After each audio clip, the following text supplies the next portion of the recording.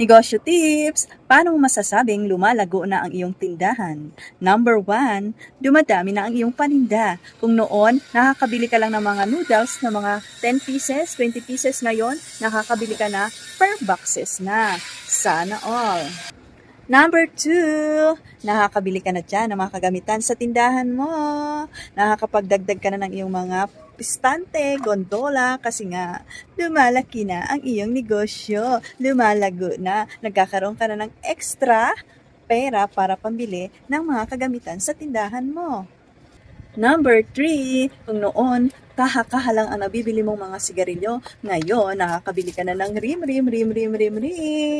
So, congrats! Kung nararanasan mo na ngayon yan sa tindahan mo, yung dumadami na yung stocks, ang yung paninda, nakakabili ka ng mga dagdag kagamitan, at nakakabili ka na ng per rim, per case, per box ng mga paninda, congratulations, Team Palago!